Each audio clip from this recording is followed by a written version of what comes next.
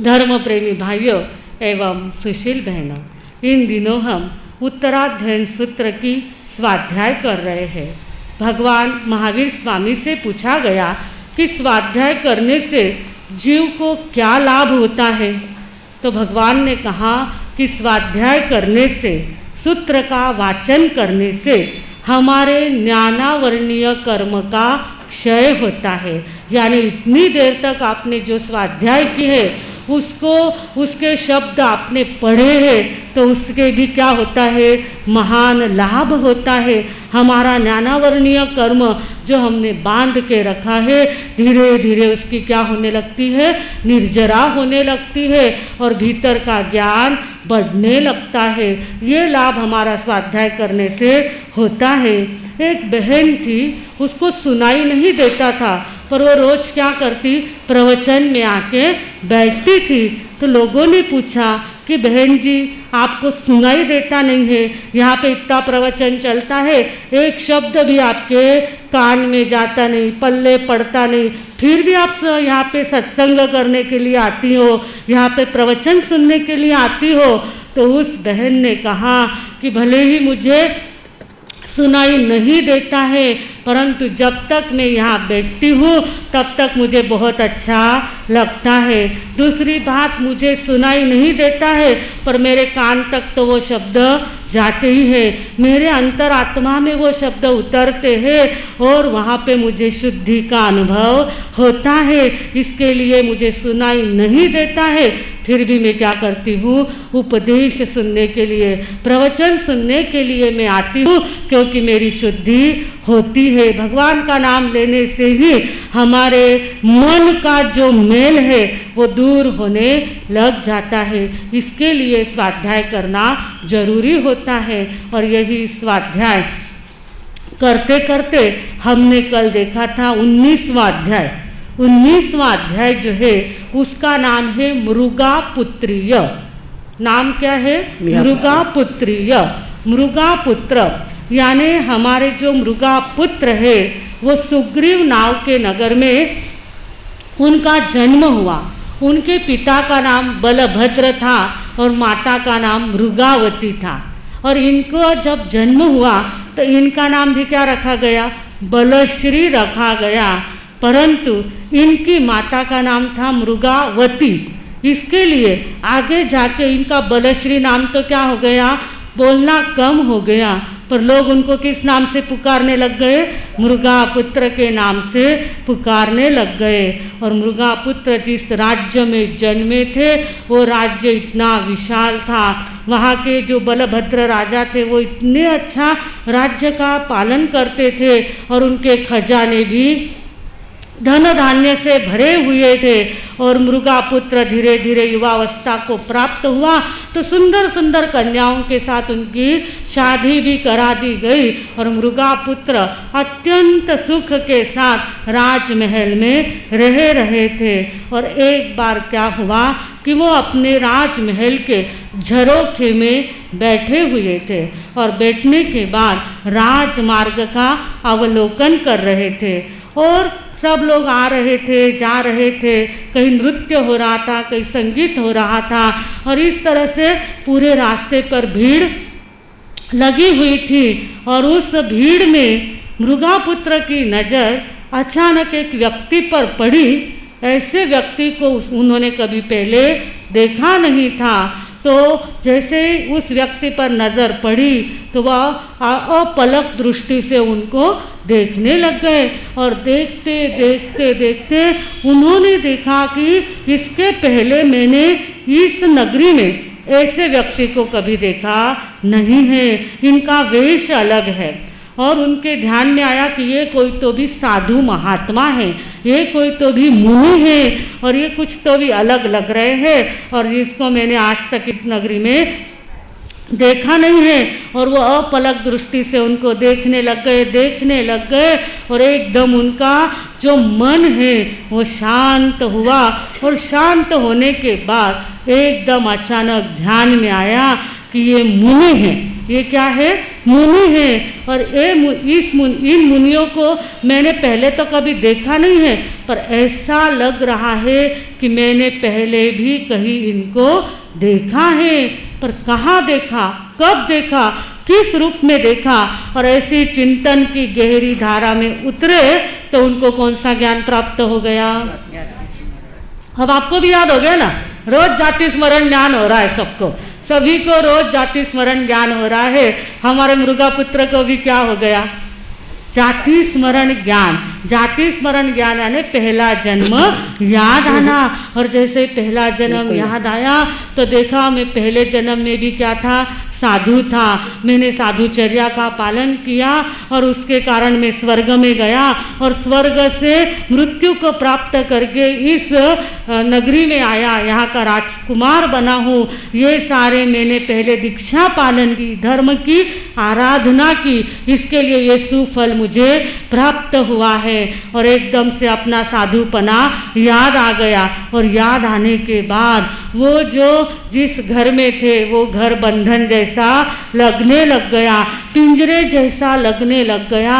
और कहा कि मैं पहले भी साधु बना था, आज मैंने साधु को देखा है और अब मेरे मन में क्या भाव आ रहे हैं कि मुझे भी साधु बनना है, ये संसार के बंधन तोड़ देना है। और तोड़ने के लिए सबसे पहले आज्ञा किसकी लेनी पड़ेगी? माता पिता की आज्ञा लेनी पड़ेगी। कभी भी दीक्षा लेनी है तो बिना आज्ञा के ली हुई चलती नहीं है। अगर घर में माता पिता है तो माता पिता की आज्ञा लेनी चाहिए। अगर शादी की है और शादी के बाद आपको दीक्षा लेनी है तो आपको किसकी आज्ञा लेनी पड़ेगी? आपके पतिराज की आज्ञा लेनी पड़ेगी, तब जाके आप दीक्षा ले सकते हैं। मृगापुत्र अपने माता पिता के पास गए और जाने के बाद कहा कि मैं तो इस संसार से निवृत्त होना चाहता हूँ, दीक्षा लेना चाहता हूँ।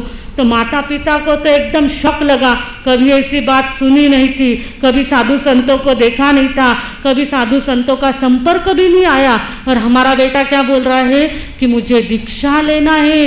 माता पिता ने कहा दीक्षा लेना इतना आसान नहीं होता है, विहार करना पड़ता है, केश लोच करनी पड़ती है, 22 परिशह जीतने पड़ते हैं, रात्रि भोजन का त्याग करना पड़ता है, अकेला रहना पड़ता है। तो माता पिता ने बहुत समझाया कि आप दीक्षा मत लो।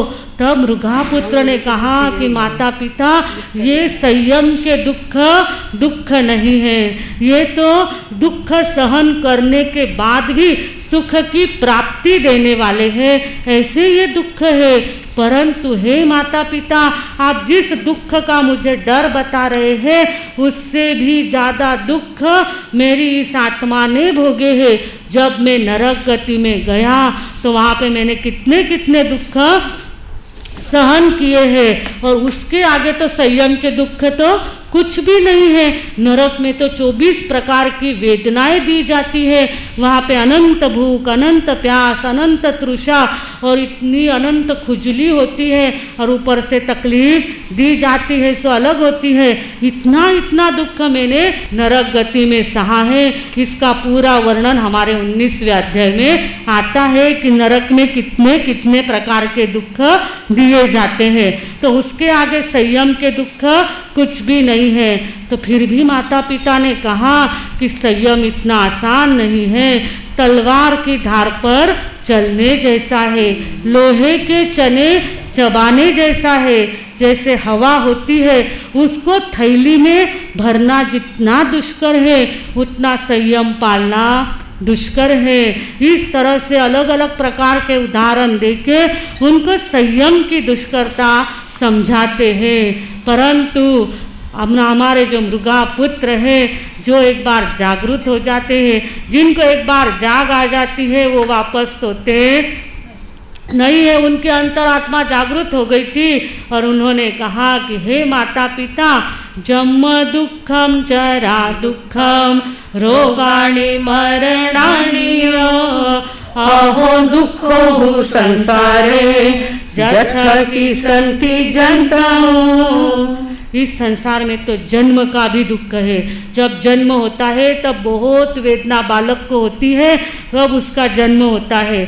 मृत्यु की वेदना है, रोग की वेदना है, और इस तरह से सारा संसार दुख से वेदना से भरा हुआ है। और ये संयम का मार्ग तो मुझे सुख देने वाला मार्ग है, मैं तो दीक्षा लेकर ही रहूँगा। माता पिता ने देखा, इतना मनाया, इतना समझाया, पर ये समझने को तैयार नहीं है। फिर माता पिता ने भी क्या कर दी, अनमने भाव से, पूर्ण प्रसन्नता से नहीं, पर अनमने भाव से मृगापुत्र को दीक्षा की आज्ञा दे दी। और आज्ञा देने के बाद कहा कि मृगापुत्र अभी तो घर में हो, पर जब दीक्षा लेके चले जाओगे, बीमार पड़ोगे, तब क्या करोगे? तब अकेले तुम्हारी साता पूछने के लिए कौन आएगा? मैं माता पिता भी नहीं रहेंगे, पत्नियां भी नहीं रहेगी, तब तुम क्या करोगे? तो मृगापुत्र इतना सुंदर जवाब देते हैं कि हे माता पिता, इस जंगल में जब देखते हैं हम लोग तो वहाँ पे अलग प्रकार के पशु पंछी होते हैं, वो भी तो बीमार पड़ते हैं। क्या कहा? जो जंगल होता है वहाँ पे हरिण होते हैं, सिंह होते हैं, वो भी तो बीमार पड़ते हैं। वो जब बीमार पड़ते हैं 2 दिन तक एक जगह पे बैठ जाते हैं, आराम कर लेते हैं और वापस अपने जीवन को जीने के लिए तैयार हो जाते हैं। माता पिता आप चिंता मत करो, एक पशु भी अपना जीवन जी सकता है, तो मैं तो कौन हूँ? मनुष्य हूँ, आप मेरी चिंता मत करो, मृगचर्या के समान मैं भी अपना जीवन जीऊँगा। माता पिता ने देखा इसके पास सब प्रकार के जवाब है, तब माता पिता ने आज्ञा दी, और आज्ञा देने के बाद हमारे मृगापुत्र ने समस्त वैभव का, परिवार का, घर का ऐसा त्याग किया जैसे सर्प अपनी केंचुली क्या कर देता है? उतार देता है। उसे उतारने में उसे कोई प्रकार की तकलीफ नहीं होती है। ऐसे समस्त संसार के सुखों को उन्होंने छोड़ दिया, एक झटके में छोड़ दिया और दीक्षा ली। और दीक्षा लेने के बाद इतना उत्कृष्ट संयम का उन्होंने क्या किया? पालन किया। और पालन करने के बाद इतनी साधना हो गई थी उनकी कि समस्त कर्म के उनका क्या हो गया? क्षय हो गया। और क्षय होने के बाद उन्होंने मोक्ष गति को प्राप्त कर लिया। ऐसा सारा वर्णन हमारे 19वें अध्याय में आता है, यानी नरक के दुख का भी वर्णन आता है और संयम की दुष्करता का भी वर्णन इसमें बताया गया है। इस तरह से ये उत्तराध्ययन सूत्र का 19वां अध्याय है, जो हमें प्रेरणा देता है कि संसार के दुख से संयम के दुख बहुत कम हैं, और संयम का जो पालन करता है उसे शाश्वत सुख की क्या हो जाती है? प्राप्ति हो जाती है। ऐसा संदेश हमें 19वें अध्याय से मिलता है। और उसके बाद हमारे सामने आता है 20वां अध्याय, जिसका नाम क्या है? महानिर्ग्रंथीय। शब्दशः ध्यान में रखना है, महानिर्ग्रंथीय। महा यानी बहुत विशेष प्रकार से निर्ग्रंथ होने की साधना जिसमें बताई गई है, उस अध्याय का नाम क्या है? वो 20वां अध्याय है, महानिर्ग्रंथीय। पहले एक शुल्लक निर्ग्रंथीय देखा था, 6ठे अध्याय का नाम क्या था? शुल्लक निर्ग्रंथीय। और आज 20वां अध्याय हमारे सामने आया है, उसका नाम क्या है? महानिर्ग्रंथीय। उत्कृष्ट रूप से जिसमें साधुचर्या की आराधना की गई, ऐसा 20वां अध्याय अनाथी मुनि, कि जिसमें किसका वर्णन आता है? अनाथी मुनि का वर्णन आता है। अनाथी मुनि संयम लेते हैं और संयम लेने के बाद राजगृही नगरी में पधारते हैं। पधारने के बाद राजगृह नगरी में मंडित कुक्षी नाम का क्या होता है? बगीचा होता है, उद्यान होता है। उसमें आके वो विराजमान होते हैं और विराजमान होने के बाद ध्यान में लग जाते हैं। और ध्यान जब वो कर रहे होते हैं तब उस समय क्या होता है कि महाराजा श्रेणी, जो उसी नगरी के राजा थे, वो वन विहार करने के लिए आते हैं और उस मंडित कुक्षी उद्यान में घूमते हुए एक पेड़ के नीचे वो किसको देखते हैं? एक मुनिराज को ध्यान में बैठे हुए देखते हैं और देखते ही रह जाते हैं। देखते क्या है, देखते ही रह जाते हैं और उनको आश्चर्य होता है कि अरे ये कितने एकांत में कितने जवान मुनि यहाँ पे बैठे हैं, कितने सुंदर है। उसमें एक गाथा आती है 20वें अध्याय में, श्रेणिक राजा जब अनाथी मुनि के सौंदर्य को देखते हैं तो वो भी अचंभित हो जाते हैं कि इतना सौंदर्य भी मनुष्य को प्राप्त हो सकता है क्या, और इतने सुंदर है कि मेरा रूप भी उनके आगे कुछ भी नहीं है, फीका पड़ रहा है। इतने सुंदर ये मुनिराज है और कितनी भरी जवानी है, और उन्होंने कैसे इससे दीक्षा ले ली। हमारे बड़े मार साहब ने पर्युषण पर्व के समय में अनाथी मुनि का संवाद किया था, वो भी आपने सुना है, पर उसकी जो 2 लाइनें हैं वो वापस हम गाएंगे तो बहुत अच्छा लगेगा। उसमें उन्होंने क्या कहा, श्रेणिक राजा ने, ओहो रूप के भंडार किया त्याग से क्यों प्यार, इतनी उठती उम्र में बने क्यों अहंकार। ओहो रूप के भंडार किया त्याग से क्यों प्यार, इतनी उठती उम्र में बने क्यों अहंकार। राजन मैं हूँ अनाथ, मेरा कोई नहीं नाथ, इसी कारण से लिया है संयम भार, इसी कारण से लिया है संयम भार। राजा श्रेणिक इतने अचंभित हो गए कि इतनी उठती उम्र में आपने कैसे संयम स्वीकार कर लिया। तब अनाथी मुनि ने जवाब दिया कि राजन मैं अनाथ हूँ, इसके लिए मैंने दीक्षा धारण कर ली है। तो श्रेणिक राजा ने कहा, इतनी सी बात, आप अनाथ हो, आपके पास अभाव है, आपके पास कुछ नहीं है, तो मैं आपका नाथ बन जाता हूँ, पर इतनी भरी जवानी में आप संयम को धारण मत करो, मेरे राज्य में चलो, मेरे राजमहल में चलो, मैं सब प्रकार से तुम्हें सुख सुविधा देने के लिए तैयार हूँ और मैं तुम्हारा नाथ बनने को तैयार हूँ, पर इतनी भरी जवानी में ऐसी त्याग की बातें मत करो। तब अनाथी मुनि ने कहा कि राजन आप स्वयं अनाथ हो और कहाँ मेरे नाथ बनने चले हो, तुम स्वयं ही अनाथ हो। तो राजा ने कहा, मैं कैसे अनाथ हूँ, मेरे पास तो इतनी सेना है, इतना बड़ा राज्य है, इतनी रानियां है, इतना खजाना है, मैं कहाँ अनाथ हूँ।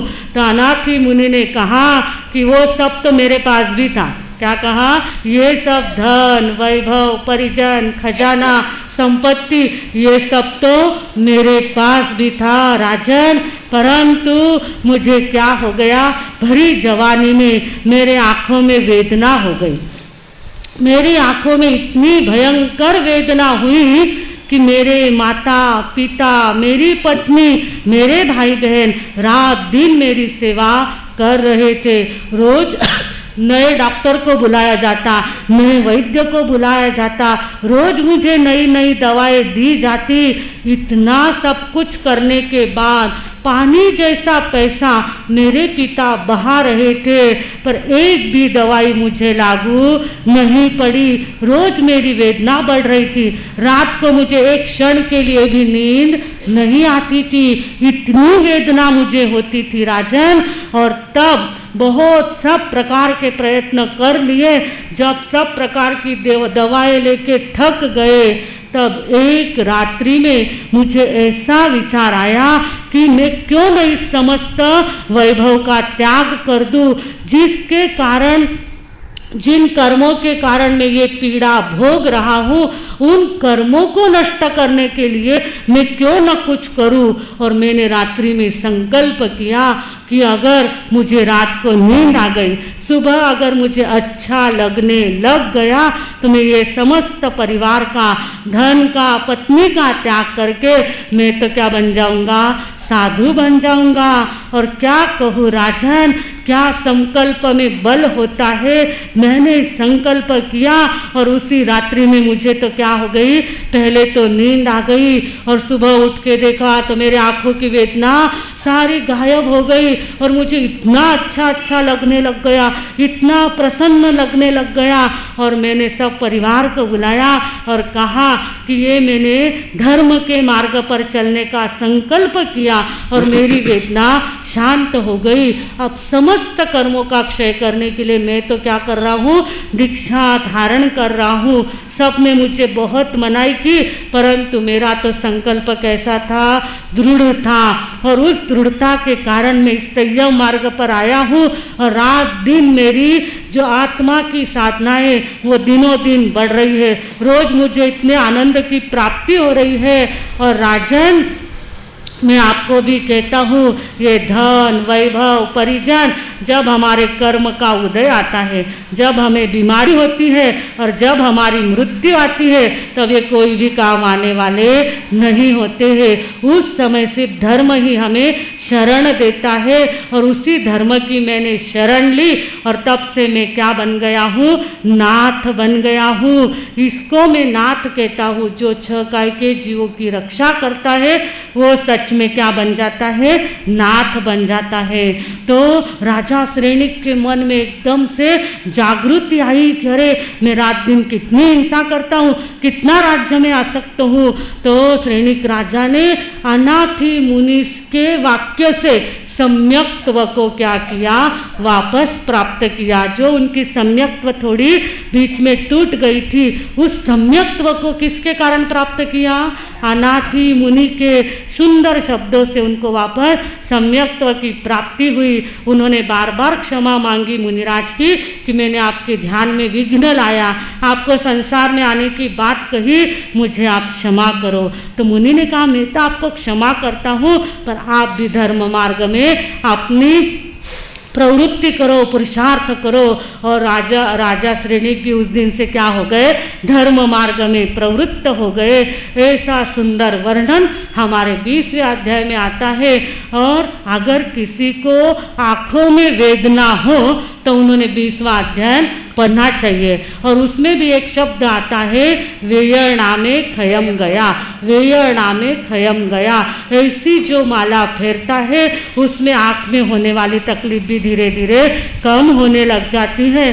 हम सोचते हैं अनाथी मुनि की वेदना नष्ट हो गई, तो उनके संकल्प में क्या था, बल था, जोर था।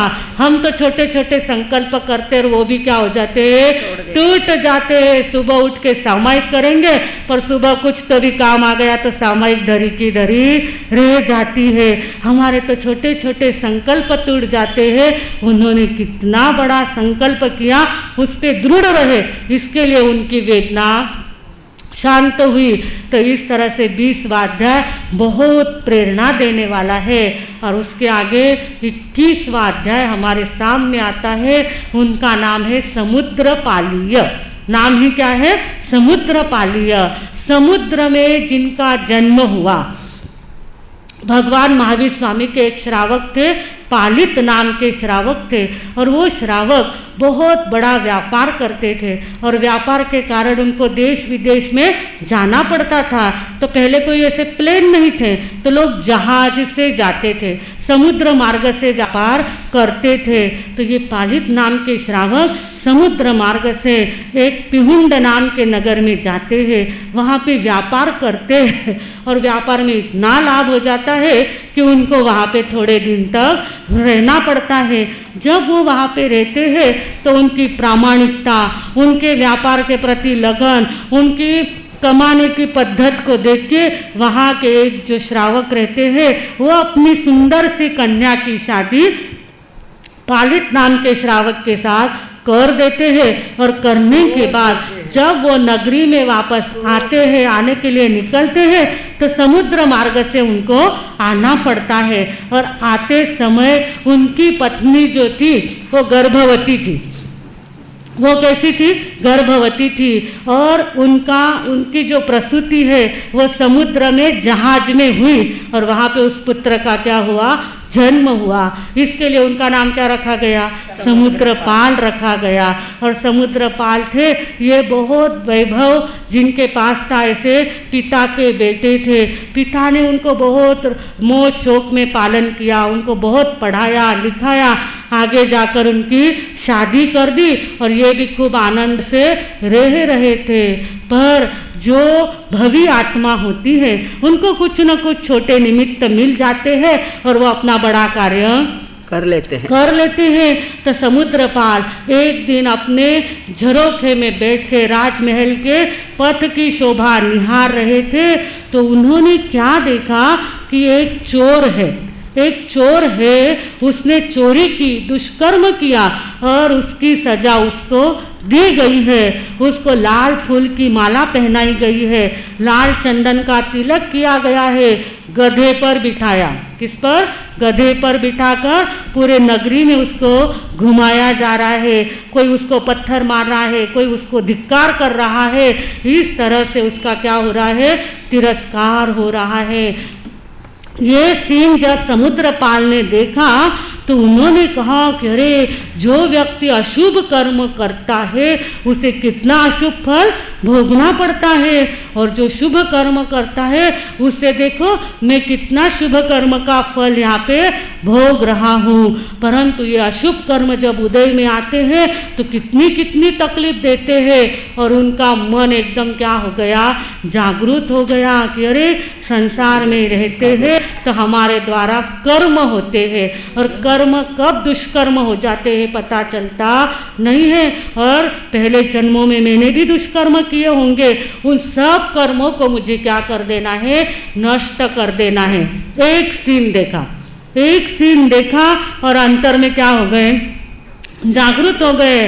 और हम लोग आए दिन टीवी देखते हैं, सीरियल्स देखते हैं, अलग अलग प्रकार के पिक्चर देखते हैं और लोग पिक्चरों को देखते हैं।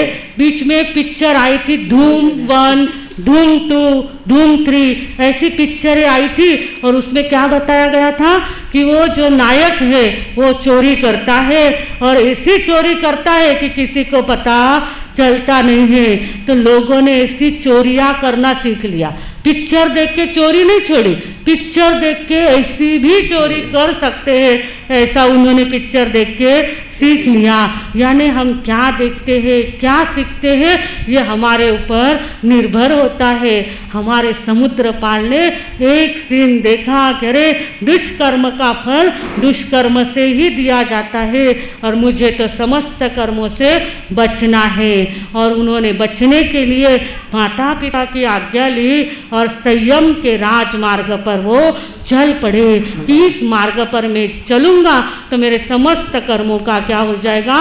अंत हो जाएगा और संसार में रहूँगा तो क्या होगा? कहा है कि लाख फूल कम है गला अपना सजाने को, लाख फूल कम है गला अपना सजाने को और एक भूल काफ़ी है जिंदगी भर रुलाने को, एक भूल काफ़ी है जिंदगी भर रुलाने को। अरे जिंदगी में कभी भी कोई भी गलती हो सकती है और हमारे रुलाने का कारण बन सकती है। तो मैं संयम में जाऊंगा, संयम को स्वीकार करूंगा और शाश्वत सुख को प्राप्त करूंगा। ऐसी भावना की, दीक्षा धारण की और अनुत्तर ऐसे मोक्ष गति को समुद्रपाल ने प्राप्त कर लिया। उन्होंने तो प्राप्त कर लिया पर हमको भी प्राप्त करने की वो प्रेरणा दे के गए हैं कि भले ही आज नहीं कल नहीं परसों आप भी पुरुषार्थ करो, धर्म के मार्ग पर चलो और अपनी आत्मा का कल्याण करो। तो इस तरह से आज हमने 19, 20 और 21 ये तीनों अध्याय को अपनी बुद्धि के अनुसार देखने का प्रयास किया है। और 22वां अध्याय तो आपको पता ही है, नेम राजुल की कथा हमारी इतनी प्रिय, इतनी सुंदर है, वो आपको पता ही है। तो उसके ज़्यादा गहराई में न जाते हुए अब हम लोग कल क्या करेंगे? 23वां अध्याय जो हमने आज स्वाध्याय कर ली है उसका अर्थ कल देखेंगे। और कल क्या है?